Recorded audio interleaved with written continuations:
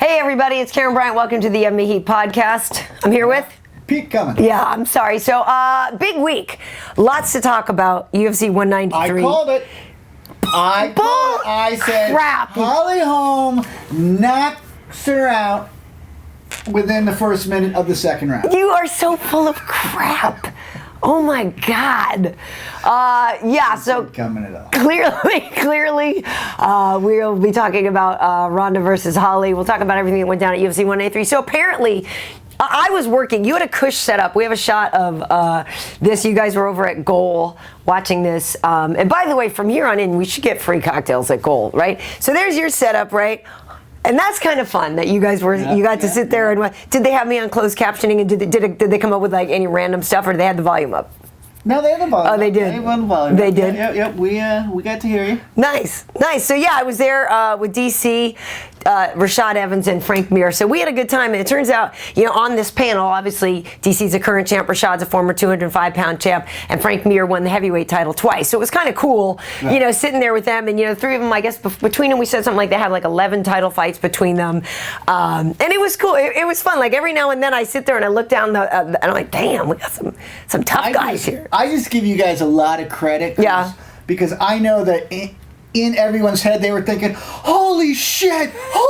Yeah, totally. Oh my God. I mean, how much like when the cameras went off, did you guys just go, what the hell? Well, and the thing is Rashad was the only one who picked Holly on our pre-fight show and everything, because he's trained with her before, and he was saying that he's been stung with that left straight, left high kick, and he said like she's got power because nobody, we were all kind of doubting it, and he's been hit with it before. Keith Jardine's been hit with it. Like all the guys at Jackson's, he says, have been hit with that same thing, and so I could have told you she would have won. Yeah. So listen, here we go. At round one, we're talking about Ronda and Holly, obviously. So when this was playing out, okay, when you could start to see that Holly was landing on Ronda, that's when we were all like, oh, here it comes. Right. Straight left high kick, straight left high. We knew it was coming at some point. We knew that high kick was going to land. And obviously it was just a matter of time before it did, and she got that incredible knockout. But again, Rashad picked it.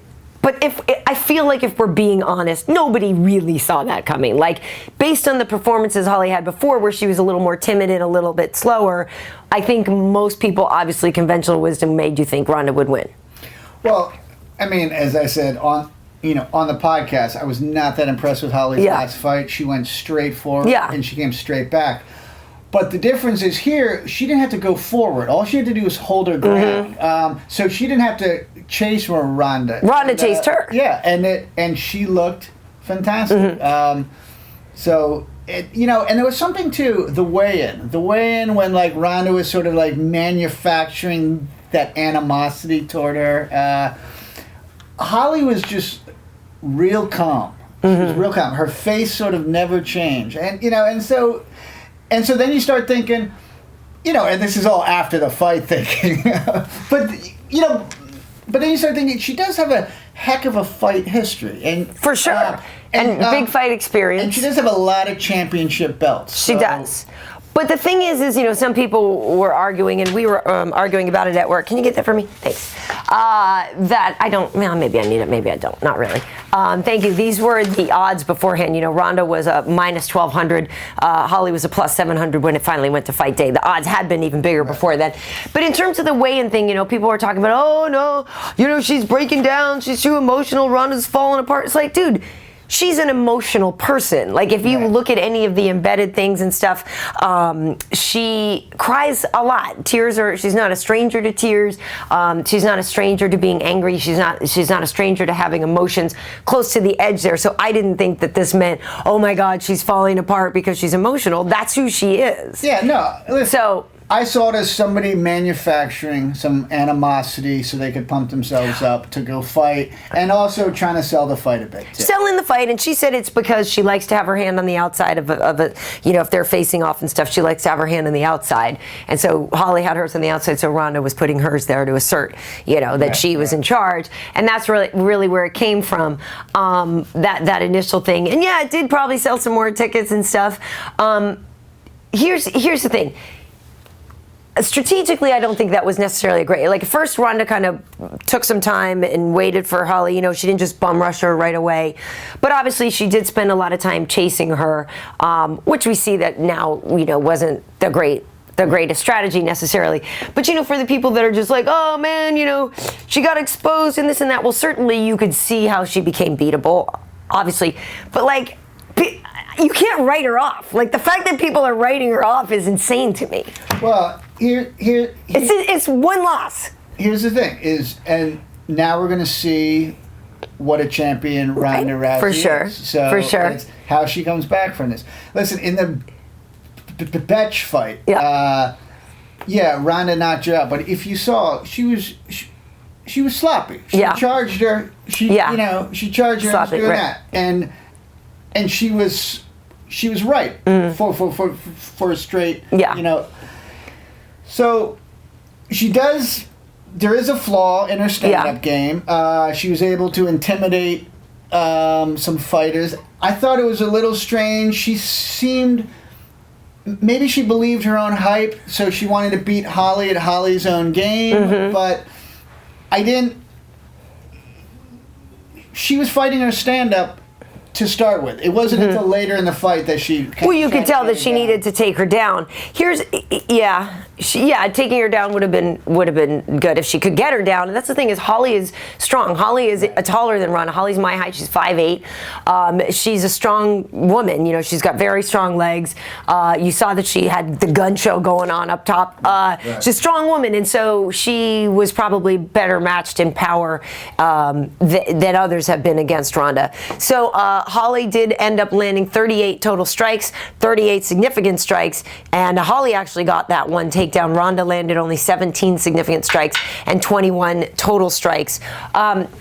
Here's the thing, and we're going to it's almost the end of round one here, people. We're going to power through to round two. We're not taking a break between rounds here because there's still obviously. Yeah, I know. Yeah, we could take let's take a water break here. Yeah. Oh, you did. See, you see that. You see that there's. I worship you, Karyn. But you see who's the alpha here is the pink. But mine is bigger. You know, Karyn, I believe that mine's a little. It's got more girth. I knew. Girl. So you think girth is more important than length? Karyn, I actually do.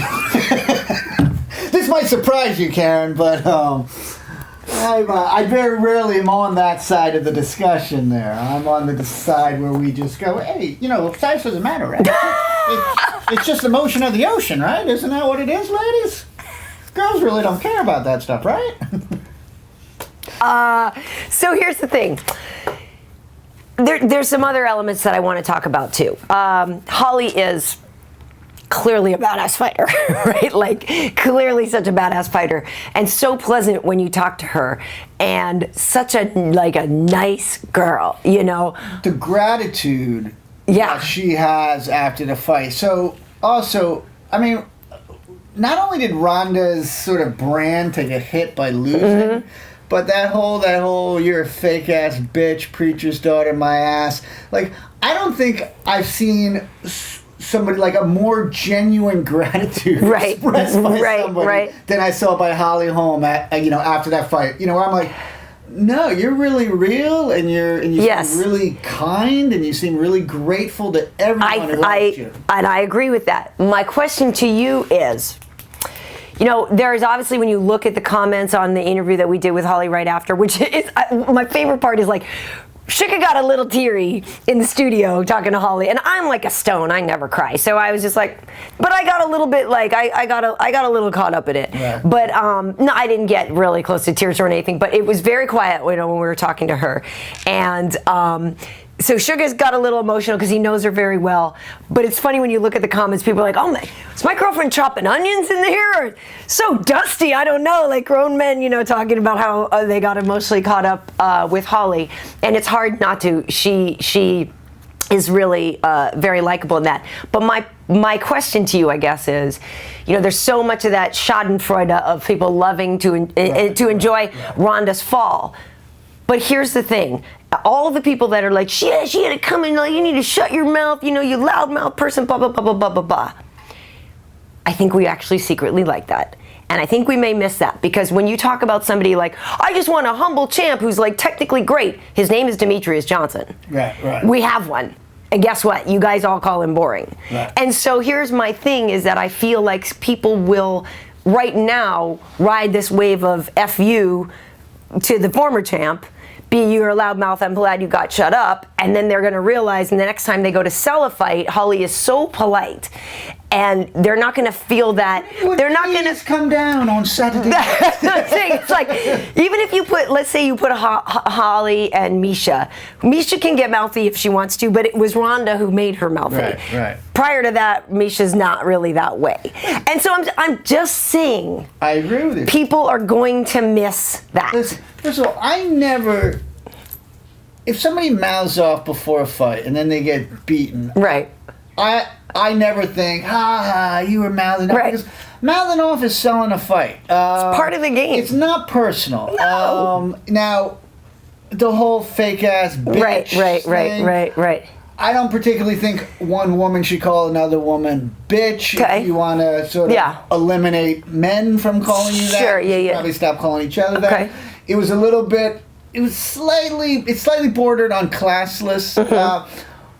But that's it. Everything else she does, and the stares and the aggressiveness, man, that's selling a fight. That's selling her. You can't hold somebody accountable after the fight to what they said to sell the fight. Right, and here's Misha with Holly and Cyborg, because they're doing that movie, Fightland, Fightville, Fight.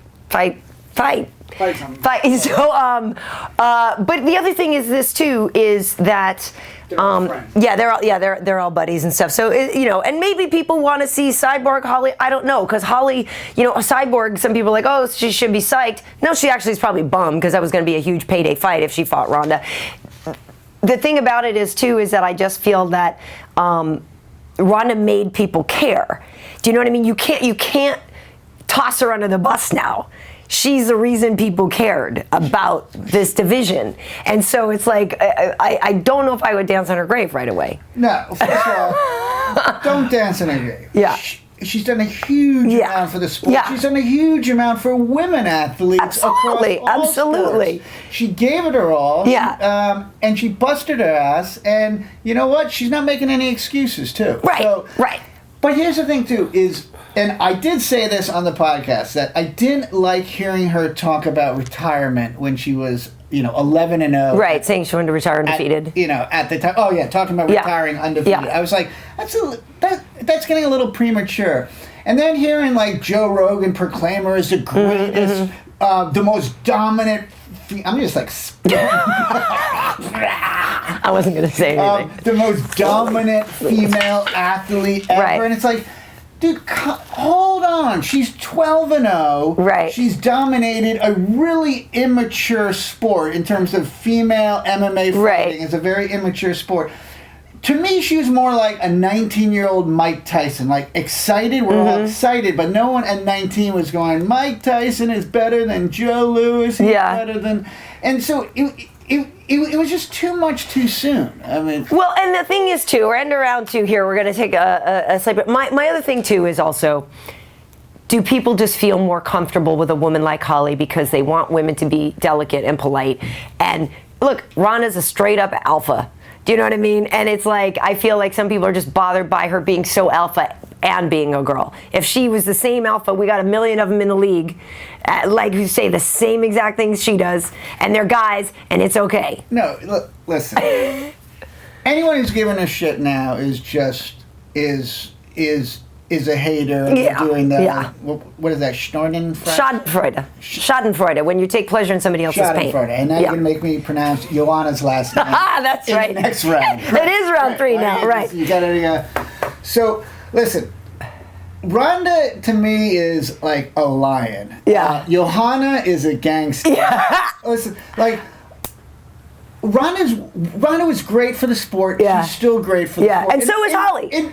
In fact, I think the sport just got a heck of a lot more interesting. Yeah. Because instead of everyone fighting for second place, Now we know it. Yeah, there's a real power struggle there. And I'm going to really enjoy watching how Ronda handles it. Well, and I'm going to enjoy watching Holly. I mean, because listen, I'm saying they're both great for the sport. Because all of a sudden now you're seeing the Holly that we were promised, and she's badass. Right. And that's kind of awesome. Do you know what I mean? Like that's to me, like that's what's really exciting about it is now we have another badass in here. You know, so I do like that. Well, let's move on to Joanna. So. She broke her hand in this fight. Again, she's broken her hand, unfortunately. But, Joanna? Yeah. What round? Supposedly maybe in the first, which is why her output, went down. But she's still great. The great thing about Joanna is that as the fight went on, you could see her kind of, getting better and pulling away. And it is those championship rounds, round 4 and 5, where all of a sudden, because it was a competitive fight. Letourneau did better than I think a lot of people expected her to. And it was a competitive fight. But then the later rounds, that's when you're like, that's the champ. That's the champ. Round 3, I really saw the turn. I mean, I thought, first of all, how Letourneau didn't drop from some of those head kicks in the first round. I mean, to me, her stock rose. I mean, she was ranked number 8, but, her stock rose. She's better than that. And how about her left lead leg there? Did you start to see that thing? Jesus, man. That thing was like beaten meat. Because Joanna set a record, 70 leg strikes. She broke Carlos Condit's record of 68. Joanna, their new record was 70 leg strikes. Well, in the third round, to me, is where you really saw a shift going like, okay, now it's just, I don't think she has a chance to win. She's going to hold on, but... She might survive, but she won't win. Yeah, because she just had to look like, why didn't I do softball? I mean, and it was tough to look at Valerie after, such a pretty girl, and her face, her right side, that, because Joanna's jab is so legit. Like, you know what I mean? Like, that's the thing, is she's such a little spitfire. And here's the thing about her.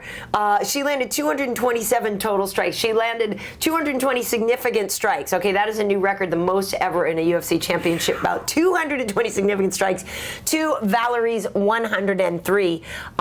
But the thing about Joanna is she's not real kind either. Like if you're talking about, Ronda talking smack and being, up in your face, like at the press conference a few days before, Joanna had the belt. And she's mouthing off to Valerie, and she's like, "Oh, look at this! This is the last time, that you will see this. Say goodbye to this. You'll never see it again. You're never gonna see it again, right?" But she's so sweet and she says it very politely, but she was talking straight up trash, right?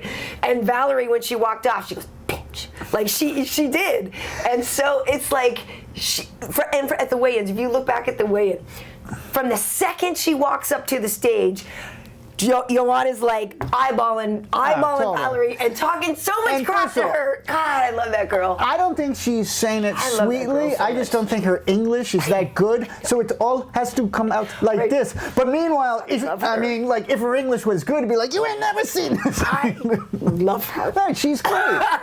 Dude, I love the dark circles under her eyes. She's like, they just let me out of the cage, and now I'm gonna. I mean, that's the thing. She's so fun to watch. Who knows who's next? Some people are saying the winner of Paige versus Rose should be next. Those girls aren't ready. They're not ready for that striking. So the thing is luckily there'll be a little bit of time. Joanna will have to heal up from that, and we'll see who's next. I don't know that those girls want a title shot yet. I feel like they need to get a little bit more seasoning in them. I mean, I'm not saying I wouldn't watch. The Brazilian, who's the... Gadelha. She should be next. Because a lot of people think that she won the fight the first time anyway. Right. It was a close fight. She's good. I love it. Joanna's already talking crap to her, too. Because, Gadelha is talking some smack, too. Just a fun division, though, and very competitive. Again, like I said, nobody really thought Valerie would hang in there as long as she did, I don't think. She looked... I mean, listen, her stock rose. Yeah. But... she was never stood a chance. Yeah, she had her moment. I mean, early in the fight, that's the end of round 3. Early in the fight, she actually did get Joanna down, but she wasn't able to do anything with it or whatever. And I also don't think Joanna really felt threatened at any time. But you will never see this. And that's what the other thing she told her. This is your last fight. You will retire after this fight. God bless her. That girl's such a badass. And see, that's what I want. So don't give, Ronda. Don't give Ronda grief for being a badass before the fight. You got to be a badass if you're going to walk in there. And that sells tickets. And it'll be interesting to see, getting back to the Holly thing, because she is so good now. And now we've seen the fighter that, like I said, we were promised. But whoever they match her up with next, I don't know. Would it be Kat? Would it be Misha? I'm not sure how well a polite fight is going to sell. Right. We'll see. We'll see. Or does she wait until like a rematch at UFC 200 with Ronda? I don't know. Now, I do know that she had that picture with the American flag. Yes, she's American. If she did that with an ISIS flag, then we're coming in there. Wow. I'm just saying, if you want a little controversy. And that's why you're not a fight promoter, Karyn. Jeez. Why. Little ISIS flag, everybody's got... Dude, that's not even funny to Let's move on. You know who needed some ice on his face after the fight? Ice. I'm trying to make a funny transition. Ice is important after about Bigfoot Silva. Boom. Boom goes to dynamite. Boom goes to dynamite. Mark Hunt, the Super Samoan, in round 6 of their epic fight, because they fought in 2013, 5 rounds and went all the way. This time Mark Hunt was like, you know what, I ain't got time. I ain't got time for no 5-round fight. Shut this down right away. 12 significant strikes, 1 knockdown. He landed 13 total strikes and beat him at 1 minute and 19 of round 1. Took out Bigfoot. And, before this fight, Mark was training with Mike Swick over in Thailand, trimmed down some, before his Stipe fight. He was really overweight, and he's so upset at himself for coming in so heavy and having to work on dropping weight that he said he wouldn't do it again. So he looked awesome. Mark Hunt is just such a good story of a guy that just refuses to go away and is still getting better. I love it. And to me, he's just the old school heavyweight fighter. I'm a brawler and I can drop you with the hand. I don't look pretty. I didn't bother. I don't have a 6-pack. I got a kegger right here, and I'm just a super tough guy. But he is still adding new wrinkles. That's what I'm saying. By training somewhere different, he is still adding new things, which I love. I don't know. Maybe it's time for Bigfoot to stop. He got knocked out by Frank Mir with the left hook. He got knocked out by Bigfoot. He's been in the game a long time. It's not our job to tell people to stop. He might want to think about it. Great fight between Robert Whittaker and Uriah Hall. I actually thought this would maybe get fight of the night. I don't know. They gave it to Holly and Ronda, which was exciting. So I guess it's fight of the night in excitement, even though it was mismatchy. But this was fun. Before the fight, for DraftKings at work, I have to do a lineup and I have to go out and work. I actually won because I got some points on some things. So in terms of DraftKings, I won. I kept going back and forth on this one. Who am I going to pick? Whittaker, Hall. Whittaker, Hall. My first instinct was Whittaker.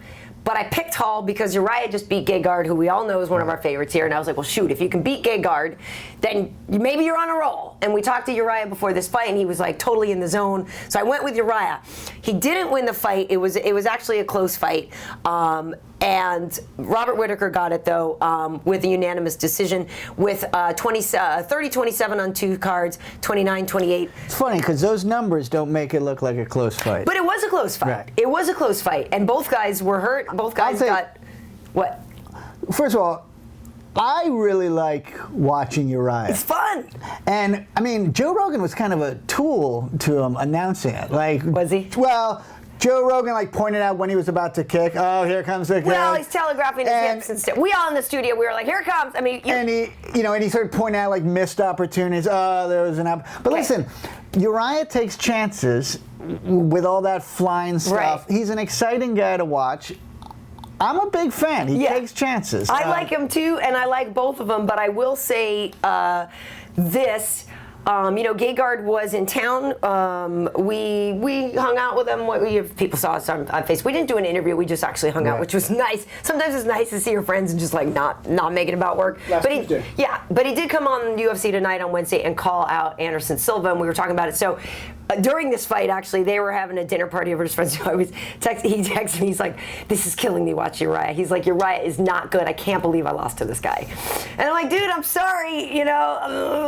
Shake it off." I don't know, but he was frustrated because he felt like he could see where Uriah had holes. Right. Do you know what I mean? But I think Uriah is a fun fighter, and that was close. He did get poked in the eye, right? So he said Because people were kind of picking on him, like he turned his back, and in the fight he was turning his back. He got hit in the eye, and he said the first time hit or poke? Well, I think it was hit, and he said the first time it really hurt, and then it happened again. He said I turned my back. He's like it was instinct to turn away from it because he's like you're just kind of freaked out. I don't know what's going on. I can't really see. So he says instinctively, you kind of turn and cover up. So he's like I'm kind of he didn't. I sort of do that even when someone goes like this. I go. It's not like he thought that was some great strategy and that he's proud of it. He was saying instinctively he did that. But, Robert Whittaker, a very powerful guy who, won the Tough Smashes show, I think looks good as a middleweight. Likable dude, too. And originally he was supposed to fight Bisping. So the whole time watching that fight, too, I kept thinking, I wonder how this fight would have gone with Michael instead. Right. But I enjoyed that fight. I enjoyed that fight a lot. Uriah needs a tattoo, though. No, he doesn't. Yeah, you can't fight in the UFC without a tattoo. That nice Jamaican boy does not need a tattoo. Just like haul across his No! Why? Anthony Parash's knockout was nice. What else? Did you guys got to the bar for the prelims, or you just got there in time for the just for the main card? So. Well, there was some good stuff on the undercard as well. And like I said, Parash had this sweet, just one of those kicks to the body where the guy's like and just crumpled and just. It's never good when you let out the dying animal sound. It was. Yeah, so that was kind of that was entertaining. No, there was some good stuff. I had a good time. The studio was going crazy though during that Ronda Holly fight. People were just going bananas. It was exciting.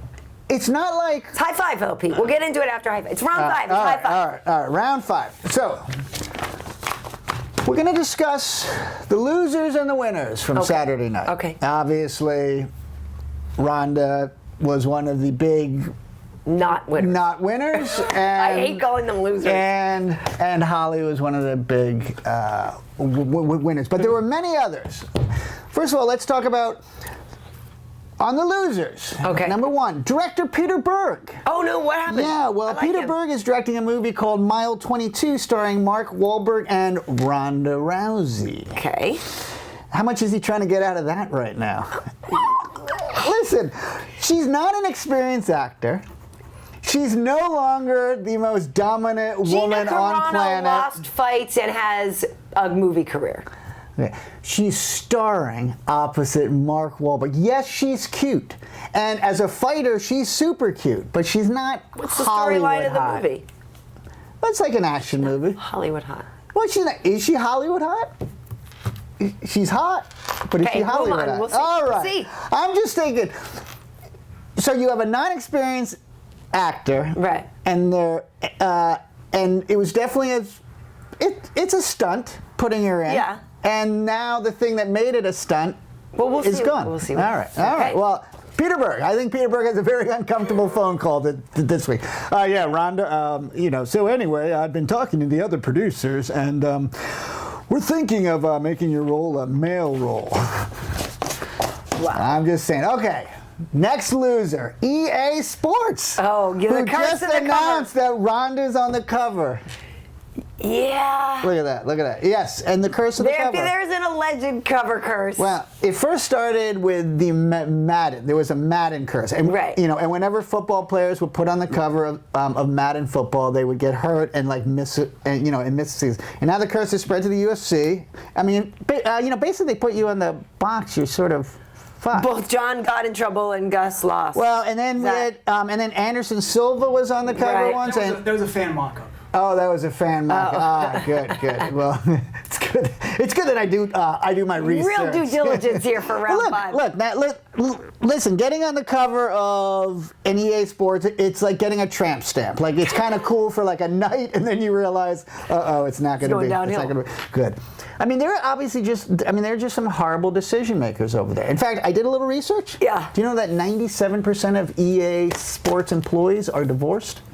Apparently, they choose bad spouses too. How much of the population? 82% still own Laserdisc players. How much of the population is divorced, Pete? No, I'm kidding. I did geez. not. But listen, if anyone from EA Sports recommends anything to you, take the. Really, I should short Apple stock. Eh? You think it's tanking? Okay, I'm going to call my broker. They're just horrible decision makers. Anyway, they were a big loser. Another big loser. Real estate agents Keith and Gina McRae from Albuquerque, New Mexico. Oh, no. I'm sorry, Keith and Gina. I don't care how cute you are with your little dog. Dude, what year was this picture taken? I don't care how That cute. is straight up 80s. All I know, if I am ever unfortunate enough to be looking for a home in Albuquerque, New Mexico, I am going with the champ. I am not going with Keith and Gina. In fact, I got to think that every real estate agent in Albuquerque just took a hit. Well, if people are confused, it's because Holly has a real estate. People may not necessarily. You kind of miss the. Holly Holm is a real estate agent in Albuquerque, For New sure, Mexico. you're going with the champ. But I don't know. I kind of like the Magnum PI 70s or 80s mustache, and she's got the full-on. What's her name? Lori from Full House or whatever. That is a 1980s picture that they have. But literally, if you want to buy a house, are you going to be like Keith and Jay? Oh my God, the champ! The champ. So because people want to hang out with her. She's going to have so many more. For sure. Dude, these guys are all screwed. If you're a real estate agent in Albuquerque, New Mexico, she's going you're going to get crumbs. Ad campaign with the belt and all that. I'm sorry. Our last loser of the list is. Oops. Is. What? What? Ankles. Ankles. Because apparently, right after the fight, emergency rooms across the country reported a huge spike of people getting treated for sprained ankles as a result of landing the wrong way after they jumped off the Ronda bandwagon. So listen, if you are going to jump off the bandwagon, you want to land flat. Look at that. So these are people. Dude. I thought you were going to be telling like a serious thing of like, I don't know. That's cold. I did just tell you that 97% of EA Sports employees were divorced. That's and cold. And you bought that.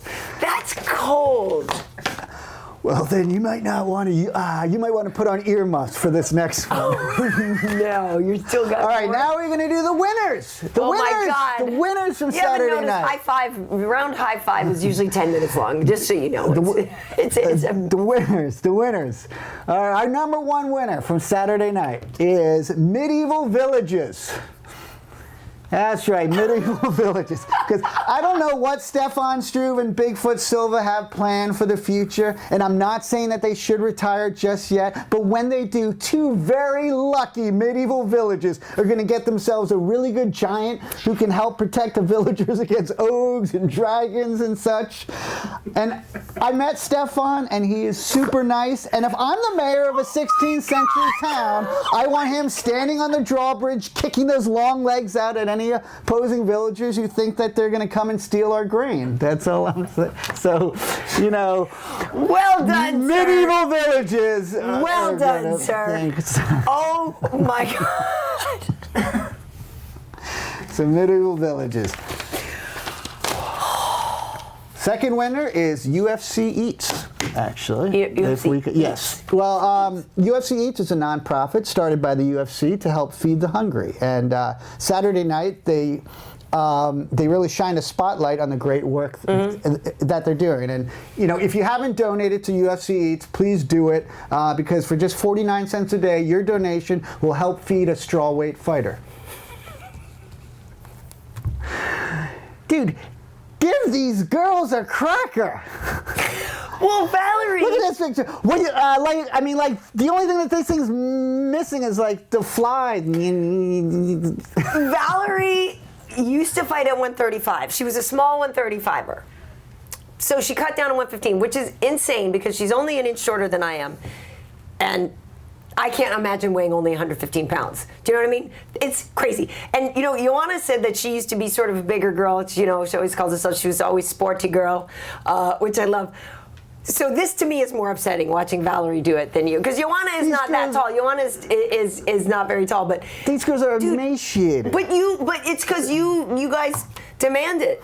That's what actually, interesting you say that, because I'm launching a 79-pound division. And I'm calling it Crumweight. And I'm putting out the announcement here now, because if you can reach 79 pounds, you're probably going to be champ, because I can't imagine too many people getting it. So He'll have to be 11. so there it is, ladies. Wow. Whoever can reach crumb weight, 79 pounds, could very well be the inaugural world champion. I'm just spitting. You are. It's crazy. I'm very moist. Well, I did get a text from my mom during the fights, or during the pre-fight show, right? Because I guess Frank Mir, somebody had referred to Valerie as like big. My mom writes me, she's like, if that's big. And also Frank Mir did. Well, Frank Mir ate a steak that was like 50% larger than her for lunch. He was talking about the whole thing about how she used to be a fighter fighting a higher weight class, and how 4 strawweights, once she gets rehydrated, she is bigger than a lot of them. But my mom was just laughing. 49 cents a day. Like, how is that big? How is 115 pounds big in any way, shape, or form? So my wife weighs about 150 pounds, but she's only 5'4". Does she really? And the quickest way for me to piss off her mom, and sometimes I just do it. I'm like, Joanna could lose a little, and and her mom, who's the sweetest woman in the world, will just like look up and like. And I'm like, well, I'm just saying, Gloria, just a little around. She knows you're kidding, or no? Well, yeah. Well, eventually, because I quickly go, I'm a funny guy, maybe. You gotta. She hates you. All right. I'm kidding. Next one up on the list, Herb Dean. Yes. You want to talk champion Herb Dean? Look at that. First of all, Herb Dean has the best stories around. He can hold court at any bar in any land. And Saturday night, he just added to his legacy. I mean, listen, a scientist specializing in cancer research could walk into a bar and announce to everyone, I've discovered the cure for cancer. Everyone pull out a pad and pencil and take notes, because I'm only saying this once. We would all be scribbling, double helix, neutron, chromosome. And then Herb could just look up from his bed and go, I was the one who stopped the Ronda Rousey Holly Holm fight. And we all go, hey, screw the cancer. Tell me more. Dude, this guy, you can't tell a story with Herb Dean in the bar. He owns the bar. It's true. It's true, and he's such a great guy. It's true. Look at it, baller. He's just like baller. Dude, he has not paid for a drink in a bar since the early 90s. Yeah, no, he's seen some amazing things, like right up close. It's true. It's true. So, and he you can take his referee school. Maybe that's what Pete Cummins transitions into, the greatest MMA ref of all time. How about a funny MMA ref? Is that what you're wearing to work today, ladies? Oh, I kid. Come on, no, seriously. I'm kidding. I'm not stopping the fight. That was a joke. Go ahead and die. It's cool. Or else I could be the worst announcer ever. I replaced Bruce Buffer. We replaced Bruce Buffer with a guy who occasionally stutters and can't pronounce anyone's name unless they're Phil Davis. The Joanna intro takes 5 minutes. Yeah, I mean, I managed to make her like Eastern European and Chinese, like Gavich. I know there's a Gavich in there. God. So there's not though. Oh God. Jan Jacek. See, I got it now, but then as soon as you guys walk around, it'll be like, and then my tongue thinks it's got it. It's like, we've got it.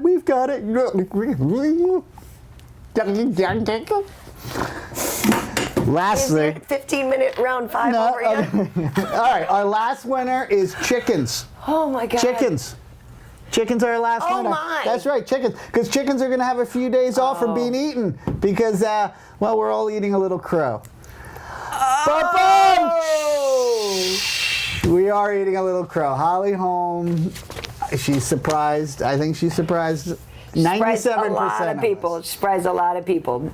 Nicely done, sir. Thank you. Nicely done. I think the A+ goes to the giants in the medieval village. Yeah. So that was. You don't think Peter Bergeron? Listen, Rhonda, this has nothing to do with a fight on Saturday. Seeing Bigfoot Silva and Stefan Struve in a medieval, that is hilarious. Yeah, I think that they have a good career. Stefan, I feel bad. Such a nice guy. And after the fights, he was saying, I just. I mean, this town feels very safe now.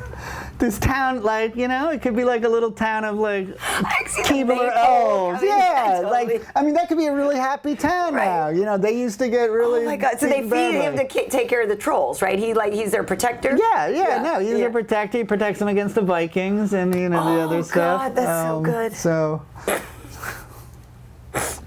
But yeah, after the fight, Stefan was saying how he just didn't have his killer instinct, and that's what we're kind of yelling. And I don't know why.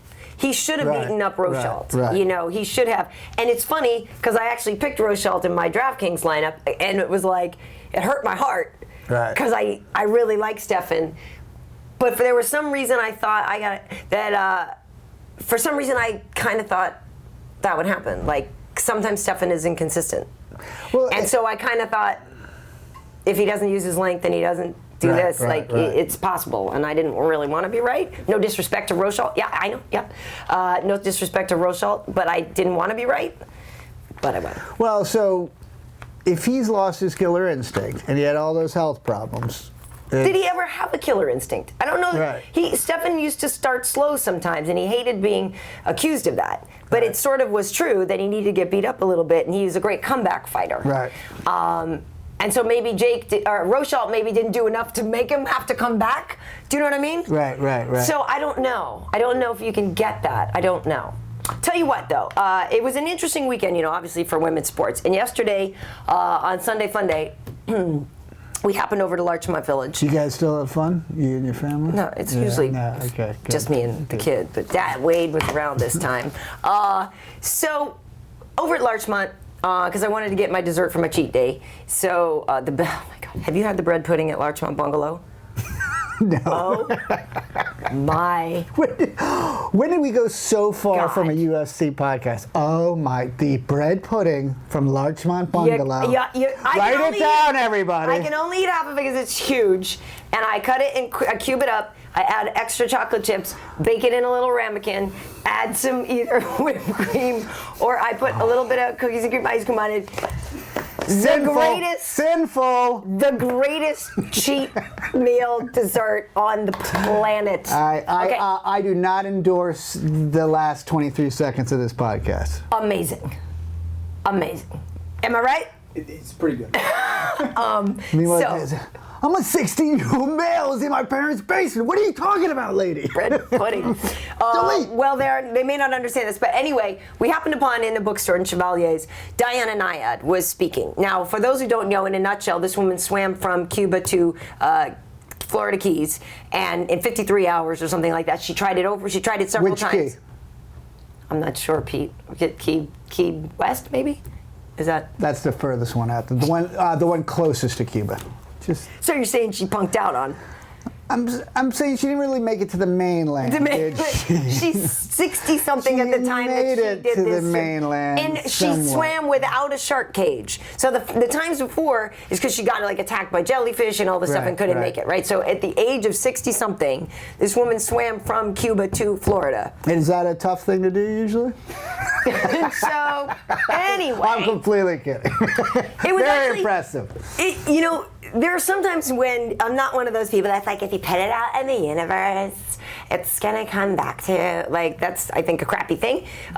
Whatever. Not everything happens for a reason kind of person necessarily, but because the universe is really just here for us. It's for you individually. There's nothing else it has planned except. And the universe is really screwing over the continent of Africa, but they're gonna take care of you. Parking spot. The universe really wants me to park well. The universe is like, you know what? I was about to feed all these children in Africa, but I think Pete Cummins asking me for a parking spot. Hold on. Pete, I think if you go around Catalina, you'll find a spot.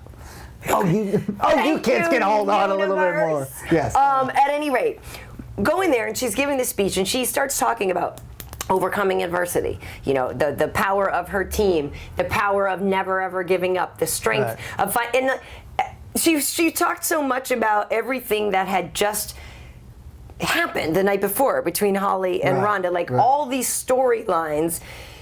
It was really kind of amazing, listening to her perspective on this, right? So we're standing there, and then afterwards, wanted to go up and get something signed and say hi to her. So we walk up and she's like, I know you. I was like, sure. And so I thought that was kind of cool.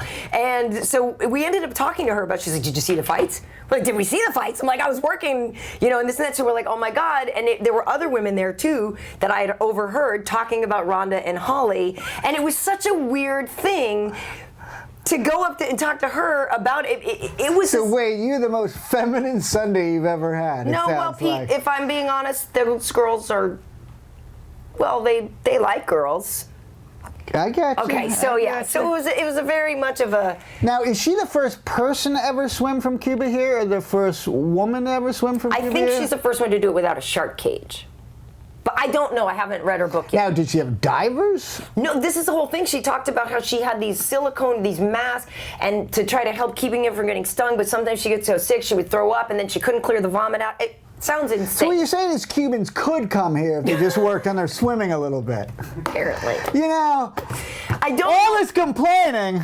This woman did it. I don't know her entire story. What I do know is that it's pretty amazing. Yeah, and anyway, my point of this was, it was just really cool to talk to an iconic female athlete about two soon-to-be iconic, at least one for sure we know Ronda is. It was just a really cool thing to happen, a cool kind of kismet occurrence. And if we had thought bubbles above Wade's head, it would say, God, there's probably some great football games going on right now. Please. No, I'm the football fan. The Broncos got smoked. The Patriots pulled it up. They got smoked. We got home, and he doesn't care about football. This is the great mythology, is that men like sports more than girls. Guess what? Not at our house. So we ended up, we got home, and the Broncos were down like 23-0. I was like, sorry, babe. But I don't want Peyton to be hurt or anything like that. But then the Pats, so we pull up the Pats. Peyton got pulled. Yeah. We pulled up the, because sometimes you don't get all the Patriots games out here. Pats. So we found a way to watch it. You guys stole it? We found a way to watch it. Do you know how much those cable companies are suffering, Karyn? We found a way to watch it. Please, for 49 cents a day, you can adopt a cable company. So it was incredible to watch it. I actually didn't think they were going to pull it off. I thought we were going to lose. And we got that ridiculous field goal at the end. Well, I thought we were going to lose. And there were a couple very timely calls. Timely catches that weren't catches. And they weren't catches. They weren't. No, they weren't. But I was nervous. So it was fun, though. So, Pete, that was a history-making weekend. And I feel like you have something you need to tell people. I do.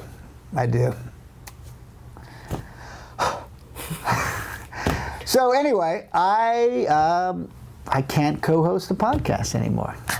I know. I cannot co-host the podcast. However, I'm hoping that you're going to get a co-host, and then I'm going to still be able to do high five. Which is really a high 17 like and a half. 23 minutes. Just high. High five. Yeah. So we may have to even isolate high five. Here's the thing, people. Pete needs to spread his little wings. And he's got some other things in life. I mean, it's crazy to think that sometimes people need to make a living. Sometimes people need to take care of their families. Like, it's the weirdest thing to me. I mean, I don't know if you know this, but co-hosting a podcast is not as lucrative as it once used to be. Never. With all the government restrictions and insurance requirements and stuff, and Obamacare forcing us to give health insurance to Wade. Yeah. Oh my God! Cut into our thing. So here's the thing. So we're not exactly sure what we're going to do here. I have put some feelers out, but I actually have a question for you guys. Is if I were to do a podcast with a fighter, who would you like that fighter to be? Who would your suggestions be? Who do you think would be entertaining? Maybe somebody who's not already, like, a lot of people have their own podcasts or whatever already. But if there's somebody out there that you guys like a lot or you think is entertaining, or don't maybe say Joe Rogan. That's not being helpful. But I'd be curious to hear your opinions on who you would like to see me do something with. And Pete, like I said, you'd be either still a contributor and or have like high fives that we do. So if I'm just a contributor, do I lose my co-host parking spot? Ask the universe for one, Pete. Every time you show up, do I have to give up your podcast? My co-host. What are you going to do with that? Shirt? Are you going to retire it? And can we put it in a shadow box over the thing? We're retiring his black shirt. Jersey. No. So what we're hoping is that Karyn co-host it with a fighter who knows a little bit more than I do, so that might actually be more enjoyable. And then I come in for my shtick. Or it may, I don't know. It depends. Or it would just become like every other one. I don't know. I think your cluelessness in your comedy is your charm, Pete. You know, I'm going to ignore cluelessness and take comedy and charm, put them together, and walk out of here feeling really good about that comedy. Oh, you're not clueless. You're not clueless. I have to live it. You know what I mean? So I'm in it. So it was just the time commitment made it tough to pursue. To stay married. Let's be honest. Pursue anything that made money. Actually, apparently. That's why your wife only was apparently holding up £115. my cell phone with the YouTube thing on it didn't pay for the groceries. I'm like, that's that'll be $129.50. I'm on. Have you seen this? I'm on this. Well, why don't we just bag those? Didn't work. So anyway, listen, it's been a huge. Thanks for the memories, Pete. It's been a huge amount of fun, and obviously, if you're still watching this, you were one of the people who watched us. So we really thank you, and I'm hoping that it's not the end, Karyn. It's not the end. It's the beginning of something new. It's the beginning of something new. At any rate, you will still be typing out little witties on the Twitter machine. Yeah? Yep. Once every 3 months, you can expect something. No, well, sound the alarm, Pete. Well, we're also talking about another podcast. A different podcast. A different podcast. So we'll see what happens. So which. Well, Okay, so before you go, Pete, let me get your. Is there a musical? No. I was going to say let's just get your predictions on things. Conor or Jose? Conor. It's because you're too new to the game to understand how good Jose Aldo is. That is true. No, it is true. No, it actually is true. I had a conversation with somebody, and this doesn't mean Conor can't win. It's just that fans that have come on board because of Conor actually haven't seen Jose fight. Right. And so. You don't understand how good he is? I am taping up my ankles in case I have to hop off the Conor bandwagon. I'm not saying Conor can't win. I'm just saying people maybe don't understand how good Jose is because they haven't seen him in the era of coming on since they're Conor fans. That's all I'm saying. Totally, that fight can. Who knows what's going to happen? Going to be bananas. Weidman or Rockhold?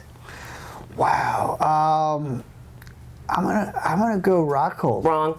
Okay, Lawler or Condit? First of all, one thing I'm gonna really miss is if I don't do this anymore, who's gonna call me a piece of shit and a dick and an asshole? I don't know. That's what I'm saying. You have to tweet more. You guys really kept me grounded. I mean, there were some mornings when I woke up, and I was like, I'm a valuable person. And then I would read the comments and go, oh, that's right. Now you're going to save money. Right. You're going to save money on the antidepressants as well.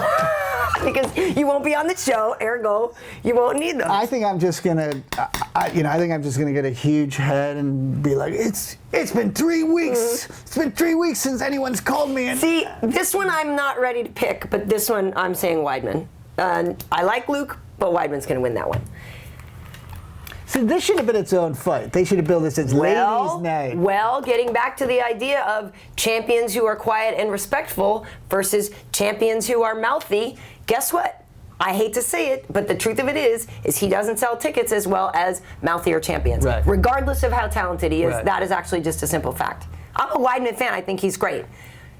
But he doesn't put butts in the seats like mouthier champs do. Right. True. And that's why, listen, if a mouthier champ loses, I can't take extra joy because they were mouthy. Right. They were selling tickets. They were playing the game. Totally. Listen, every time Conor walks into a room and has to do the Conor act, that takes like a moment to go like, I mean, he's got to be sick of it at this point. Totally.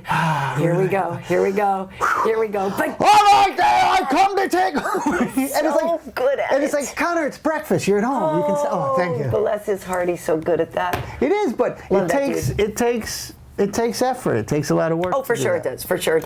Well, on that, we're going to wrap up our 20-minute podcast, which is now, I don't even know how long. I feel like it'd be nice. The universe better not have given me a parking ticket because I'll be really mad. I just want to see Wade put together like a musical montage. Oh, like a Missy of me sipping my coffee.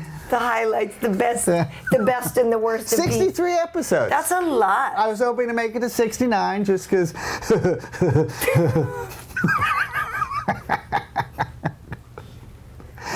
But, well, this is over 63, which is a 69, but just with a shorter person.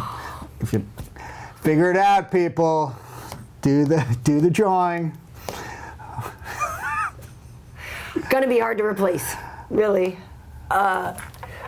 Thank you. It's been fun. It's been really fun. It's been really fun. So on Twitter, if you want to keep following Pete, you can. What am I going to get, like, unfollowed now? No, People, I'm not saying that. I'm saying you need to just, in fact, some of this time, you should use some of the time you have to be more active on Twitter. Okay. Well, you're going to get a co-host. I'm going to be back. Okay. All right. Look at that. Oh, my God. What? They're already taking my parking spot now, aren't they? Aren't they? Like the signs up, it's being carried over. I'm sorry. What were you saying? I got my new co-host on line one here. I mean, let's go. I'm going to need to take this with me. No. We're gonna Get that microphone off. We're going to not need this I'm still anymore. liked, right? I'm still somebody. Mom. Here, I don't want to reach in there. We're gonna need you. No, I didn't. Well, you need to hold it or it's going to get scratchy on the sound. I can be found at Karyn Bryant, Karyn Bryant on Twitter. On Instagram, I'm KB Heat. On YouTube, we got a Karyn Bryant channel and an MMA Heat channel. You can find MMA Heat on Facebook as well. Yeah, that's Coasters Are for Winners. I can be found taking a long walk into the sunset, alone, just me and my... Yeah. Nobody cares. Night, Pete. See you next time, folks. It's a wrap.